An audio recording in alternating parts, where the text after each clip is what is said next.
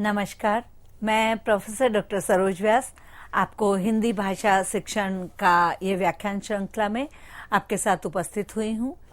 भाषा विशेष रूप से कौशल के लिए, भाषा को कौशल में विकास तभी हो सकता है और कौशल विकसित तभी हो सकते हैं जब भाषा पर आपका अधिकार हो। तो आइए हम भाषा पे बात करते हैं। हिंदी भाषा शिक्षण भाग 1, जिसमें आज मैं आपके साथ में चर्चा करूंगी भाषा का अर्थ, भाषा का रूप, भाषा के प्रकार, भाषा की परिभाषा, भाषा की प्रकृति, भाषा में वर्ण के प्रकार, मानक हिंदी वर्णमाला, व्यंजन, स्वर, ध्वनि, विचार, व्यंजनों का वर्गीकरण, शब्द विचार, व्युत्पत्ति के आधार पर शब्द और अर्थ के आधार पर शब्द। ये कुछ भाषा के विभिन्न प्रकार हैं जिन्हें मैं लेकर के आपके सामने उपस्थित हुई हूँ।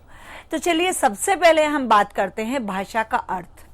भाषा किसे कहते हैं, या भाषा की जब बात आएगी तो हम कैसे उसको समझेंगे, किस प्रकार से हम समझेंगे। भाषा संप्रेषण का माध्यम है। भाषा ध्वनिमय शब्दों, संकेतों तथा चिन्हों द्वारा भावों एवं विचारों की अभिव्यक्ति है। भाषा परस्पर भावों एवं विचारों का आदान प्रदान तथा व्यवहार विनिमय है। भाषा मानवीय कलाकृति है। इसमें सुनना, बोलना, लिखना और पढ़ना कौशल समाहित है। यदि मैं इसको संक्षिप्त में, यदि हम संक्षिप्त में मैं आपको भावार्थ के रूप में इसे बताना चाहूं तो ये मैं कहना चाहूंगी कि भाषा विचारों और भावों की अभिव्यक्ति और विचार और विनिमय है, यानी विचारों का आदान प्रदान है भाषा। अब बात करते हैं हम भाषा के रूप। भाषा के कितने रूप है? भाषा के जब रूपों की बात आती है तो दो प्रकार के हमारे सामने दो प्रकार हमारे सामने रूप हमारे सामने आते हैं, शाब्दिक भाषा और अशाब्दिक भाषा। शाब्दिक भाषा में जहां स्वर और व्यंजन और वर्णमाला का प्रयोग होता है, जहां शब्दों के माध्यम से विचारों की अभिव्यक्ति और विचारों का लेखन होता है, वो है हमारी शाब्दिक भाषा। दूसरी है अशाब्दिक भाषा। मैंने आपको ऐसे हाथ जोड़ा, ये भाषा थी, यानी अशाब्दिक भाषा थी। मैंने आपको अभिनंदन किया, मैंने आपको जाने के लिए बाय बाय किया, या मैंने आपका अभिवादन किया झुक करके, या मैंने मुस्कुरा दिया, यानी मैं प्रसन्न हूं। तो जब हम आंगिक कोई भी अंग से, यानी हमारे जो शारीरिक हाव भाव से जब हम किसी चीज को समझते हैं तो वो हमारी अशाब्दिक भाषा का रूप होता है। भाषा के जब प्रकारों की बात करते हैं तो मुख्य रूप से जो आज की पीढ़ी है, युवा पीढ़ी है, या आज का जो बालक है, उन्हें केवल 2 ही प्रकार की भाषा समझ में आती है। और वो कहते हैं, अगर उनसे पूछा जाए कि भाषा के प्रकार कितने हैं, तो मैं ये कहने में मुझे कदापि संकोच नहीं है कि 90% से ज्यादा लोगों का उत्तर आपके सामने आएगा कि भाषा के 2 प्रकार है, मौखिक भाषा और लिखित भाषा। यानी जो बोल करके अभिव्यक्ति की जाती है वो हमारी मौखिक भाषा हो गई, और लिख करके जो अभिव्यक्ति होती है, विचारों का विनिमय होता है, सृजन होता है, साहित्य होता है, आदान प्रदान होता है, वो लिखित भाषा होती है। लेकिन यहां मैं आपको ये बताना चाहूंगी कि भाषा के 2 नहीं 3 प्रकार होते हैं। हमें हमारी सभ्यता को नहीं भूलना चाहिए। यदि हम इतिहास के पन्नों को टटोलेंगे, यदि हम अतीत में जाएंगे, तो हम देखेंगे कि भाषा का जब उद्गम नहीं हुआ था, लेकिन जब मानवता का विकास हो रहा था, उस समय सबसे पहले हमारे सामने जो भाषा आई थी वो थी सांकेतिक भाषा। संकेत के माध्यम से उस समय और आज भी, यदि हम स्काउट गाइड की बात करें, या फिर हम मूक बधिर की बात करें, या फिर हम और किसी भी प्रकार की बहुत सारी ऐसी चीजें हैं जहां पर हम बात करें, तो वहां पर सांकेतिक भाषा होती है, यानी संकेत के माध्यम से। अब वो संकेत जो है वो आपके शारीरिक हाव भाव से भी संकेत हो सकते हैं, और कोई सिंबल भी हो सकता है, कोई चिन्ह भी हो सकता है।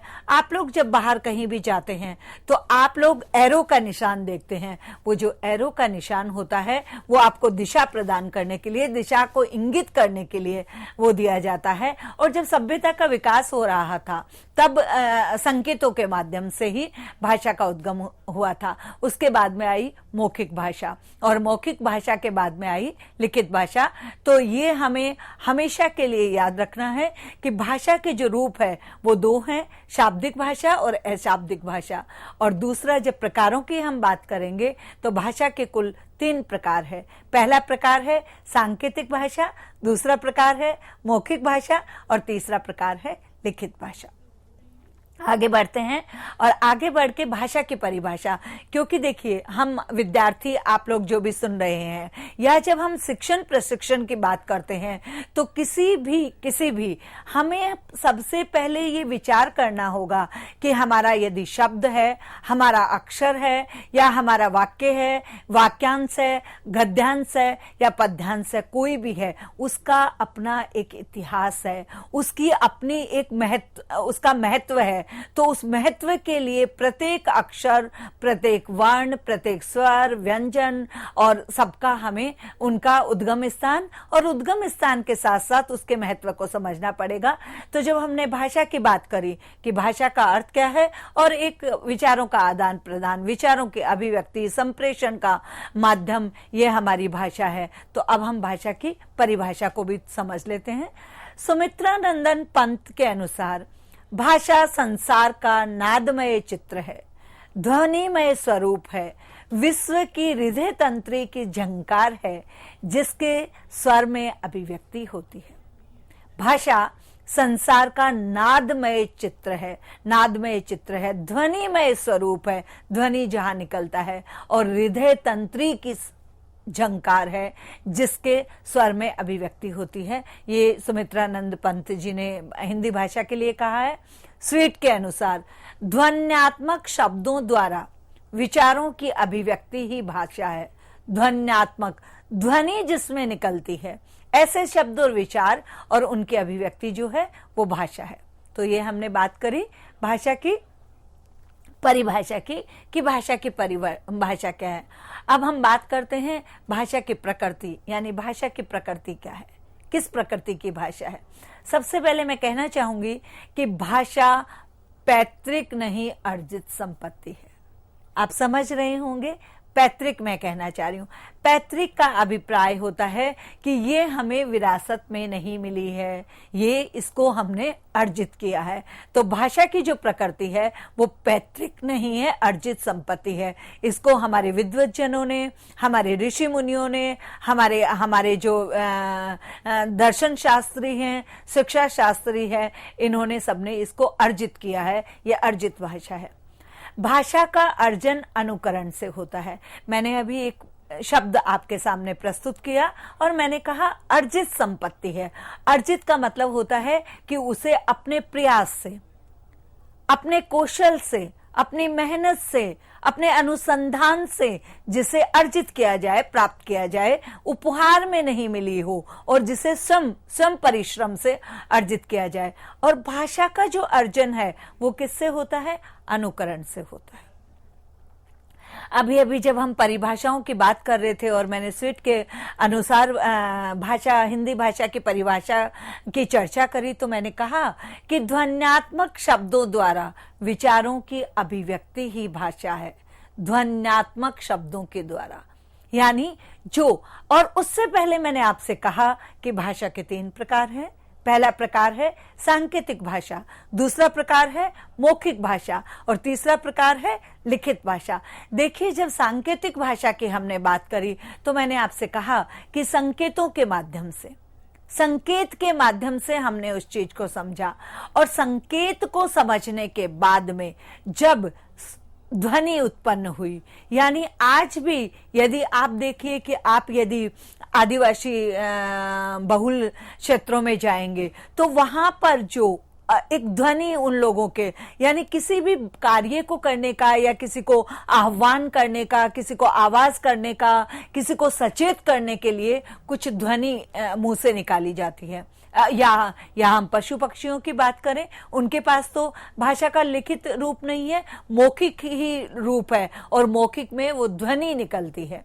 अभी आप लोगों ने बचपन से सुना और देखा होगा कि जब बिल्ली रोती है तो एक उसका क्रंदन, जो बिल्ली की आवाज आती है, उसमें यह आता है कि वो रो रही है, यानी वो दुखी है। तो वो जो है एक वो उसके जो ध्वनि है, उस ध्वनि में संकेत आता है। तो मैंने अभी भी आपसे कहा कि भाषा का अर्जन अनुकरण से होता है। आपने यदि शहरों में और गांव मोहल्ले में अनुकरण से आपने देखा होगा कि किसी संकट में या सुरक्षा के लिए यदि कोई जानवर भौंकता है, कुत्ता भौंकता है, तो उसके एक कुत्ते के भौंकने से बाकी जो उसे सुनते हैं वो वैसे ही भौंकने लगते हैं। हालांकि उनके आसपास कोई संकट नहीं होता है, उनके आसपास में कोई इस तरह की उन्हें किसी को सचेत नहीं करना होता है, लेकिन वो अनुकरण करते हैं। ऐसे ही जब मनुष्य के अंदर मनुष्य ने जब भाषा को संपत्ति के रूप में अर्जित किया, तो अनुकरण से भाषा का अर्जन होने लगा। जब आपको मैं इस उदाहरण से समझाना चाहूंगी, आप सबने अपने अपने घरों में, किसी ने अपने पुत्र पुत्री को, किसी ने भतीजे भांजी को, किसी ने अपने भाई बहन को, हमारे सबके घरों में अड़ोस पड़ोस में हमने छोटे बच्चों को देखा है। जब बच्चा पैदा होता है तो उसे भाषा का ज्ञान नहीं होता है, और सर्वप्रथम ये आप देखिए कि यदि वो समझता भी है तो वो संकेत के माध्यम से सबसे पहले वो सीखता है, तो सांकेतिक भाषा ही सीखता है। सांकेतिक भाषा के बाद में मौखिक भाषा सीखता है। सांकेतिक कैसे सीखता है? सांकेतिक जैसे कि यदि हमने उसको गोद में लिया और यदि हम उसको थपथपा रहे हैं, तो वो संकेत होता है कि हम उसके साथ हैं। एक ये भी संकेत होता है, और एक ये भी संकेत है कि हम उसको प्यार कर रहे हैं, स्नेह कर रहे हैं, ममता लुटा रहे हैं, सोने का आग्रह है और विनय कर रहे हैं उससे। उसके बाद में जब मौखिक भाषा, बालक जब छोटा होता है तो माँ सबसे पहले चाहती है कि उसे कहे कि वो पिता को पुकारे, और माँ कहती है बोलो पापा, दादा, नाना, मामा, चाचा, माँ। अब वो बच्चा जब एक ही शब्द को अनेक बार सुनता है तो प्रयास करने लगता है, और वो पापा को पापा एकदम से नहीं बोलकर पहले पै, फिर पा, फिर पापा करके, और वो ऐसे। तो ये हुआ अनुकरण। तो भाषा का अर्जन जो है वो अनुकरण से होता है। उसके बाद में आता है भाषा चिन्हों एवं आकृतियों पर आधारित है, यानी भाषा जो है वो उसके चिन्ह है और आकृतियां हैं। आकृतियां बनी जाती है, चिन्ह बने जाते हैं। जैसे चिन्ह हो गए कि यदि हमने किसी भी अक्षर के नीचे हमने एक छोटी सी डंडी लगा दी, तो उसे हम भाषा में हलंत कहते हैं। हमने यदि ऊपर एक बिंदी लगा दी तो हमें उसे अनुस्वार की आता है, या चंद्र बिंदु हम उसे कहा जाता है। यह चिन्ह होते हैं, मात्राओं के चिन्ह होते हैं। यह हम लिखते हैं तो वो खड़ी और आड़ी रेखाएं होती है, तो चिन्ह होती है। चिन्ह के बाद में आकृतियां होती है। यदि हम कै लिख रहे हैं तो कै की एक आकृति है कि उसको हमने पहले एक सीधी लाइन खींची, फिर एक लंबी लाइन नीचे लगाई, फिर एक आधा गोला बनाया, और फिर उसके नीचे हमने आधा करा, तो ऐसे करके एक आकृति। तो भाषा चिन्हों एवं आकृतियों पर आधारित है, ये भी भाषा की प्रकृति है। उसके बाद में बात आती है कि भाषा स्थान एवं समय के अनुसार परिवर्तनशील है। बहुत ही समझने की आवश्यकता है कि भाषा स्थान एवं समय के अनुसार परिवर्तनशील है। जब बालक छोटा होता है, माँ के मुखार बिंद से जब वो प्रथम समय भाषा या बोल सीखता है, तो उस समय वो जो भाषा सीखता है वो सामान्य भाषा होती है, मातृभाषा होती है, क्षेत्रीय भाषा होती है, माँ के मुखार बिंद से निकली हुई प्रथम भाषा होती है। उसके बाद में और वो धीरे धीरे जब विद्यालय जाने लगता है तो वो उस भाषा के साथ साथ वो अपनी राष्ट्रभाषा या मातृभाषा या तृतीय भाषा, विदेशी भाषा, ये वो सीखने लगता है। और उसके अनुसार जब वो अन्य भाषाओं को सीखता है तो वहां पर विधिवत जब हम औपचारिक रूप से भाषा को सीखते हैं तो उसमें फिर भाषा के जो नियम और सिद्धांत है उनका समावेश हो जाता है और स्थान के अनुसार और समय के अनुसार परिवर्तित हो जाती है। स्थान परिवर्तित होता है तो भाषा भी परिवर्तित होती है। समय के साथ साथ भाषा में बहुत सारे परिवर्तन आ गए। अब देखिए, मैं आपको एक छोटे से उदाहरण से इसको समझाना चाहूंगी कि पहले जब आज के 3 दशक पहले हम विद्यालयों में पढ़ते थे, उस समय जब हम विद्यार्थी लिखते थे तो हम वी और ध और थ के पीछे लिखते थे, लेकिन उसे और सरल बनाने के लिए जो भाषा में जो जिसे हम कहेंगे कि एक रिवीजन होता रहता है, रिव्यू होता रहता है, उसके अनुसार उसको सरल बनाने के लिए, यानी लेखन में कोई कठिनाई नहीं आए, इसके लिए विद्यार्थियों को अब जब विद्यार्थी लिखा जाता है तो वी के छोटी ई की मात्रा, द के नीचे हलंत और या और फिर थ के ऊपर मात्रा और उसके पीछे रह, इसको सरल कर दिया गया है। पूर्व में जब हम लिखते थे तो उज्जवल को हम उ, आधा जय, पूरा जय और वह और ल लिखते थे, लेकिन उसके बाद में उज्जवल में दोनों जय आधे आने लगे। इस अनुसार ऐसे ये कहा जा सकता है कि भाषा स्थान और समय के अनुसार परिवर्तनशील है। भाषा कठिनता से सरलता की ओर अग्रसर होती है। मैंने अभी भी आपको उदाहरण दिया कि क्योंकि भाषा जो है वो जो क्लिष्ट शब्द हैं या कठिन शब्द हैं उनको फिर हम संधि के माध्यम से और विभिन्न प्रकार से हम उनको सरलता की ओर ले जाते हैं। तो ये हमारे हुए भाषा की प्रकृति। और भाषा की प्रकृति में मैंने आपसे कहा कि भाषा पैतृक नहीं अर्जित संपत्ति है। भाषा का अर्जन अनुकरण से होता है। उसके बाद में मैंने आपसे चर्चा करी कि भाषा चिन्हों एवं आकृतियों पर आधारित है, भाषा स्थान एवं समय के अनुसार परिवर्तनशील है और भाषा कठिनता से सरलता की ओर अग्रसर होती है। तो ये कुछ चीजें थी जो मैंने प्रकृति के बारे में, भाषा की प्रकृति के बारे में आपसे विचार विमर्श किया। उसके बाद हम आगे बढ़ते हैं और हम बात करेंगे आज कि भाषा ध्वनि, शब्द और विचारों की त्रिवेणी है। देखिए, ध्यान से सुनिएगा इस वाक्य को कि भाषा ध्वनि, शब्द और विचारों की त्रिवेणी है। उसमें शब्द भी है और विचार भी है और ध्वनि भी है, यानी ध्वनि, शब्द और विचार। ध्वनि मैंने बोला ए ध्वनि निकली, शब्द मैंने बोल दिया अक्षर, और विचार, अक्षर ज्ञान सभी को होना चाहिए, ये विचार। मैंने आपको कहा कि भाषा ध्वनि, शब्द और विचारों की त्रिवेणी है। ध्वनि ए, आ, ई, उ, ये क्या हुआ, ध्वनि निकाली मैंने। फिर मैंने कहा कि शब्द अक्षर, आम, उल्लू, ऊंट, इमली, ये मैंने शब्द बोले। और उसके बाद में मैंने कहा कि इमली खट्टी होती है, ये हमारा हो गया विचार। तो जो भाषा है वो ध्वनि, शब्द और विचारों की त्रिवेणी है। भाषा की सबसे छोटी इकाई ध्वनि है। सामान्य व्यवहार में कानों में पड़ने वाले नाद को ध्वनि कहते हैं।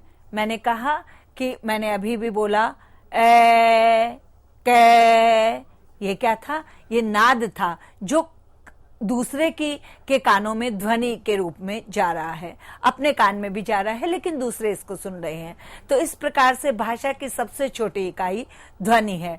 सामान्य व्यवहार में कानों में पड़ने वाले नाद को ध्वनि कहते हैं। हिंदी भाषा में ध्वनि के लिए वर्ण शब्द का प्रयोग होता है। और वर्ण कितने होते हैं? हिंदी भाषा में वर्ण 2 प्रकार के होते हैं। कौन कौन से वर्ण होते हैं? एक स्वर और दूसरा व्यंजन।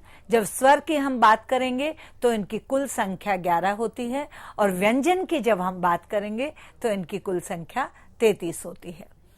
मानक हिंदी वर्णमाला जो हमारी है उसमें स्वर क्या है? स्वर ऐसे वर्ण जिनका उच्चारण बिना किसी सहायता एवं अवरोध के किया जा सकता है, स्वर कहलाते हैं।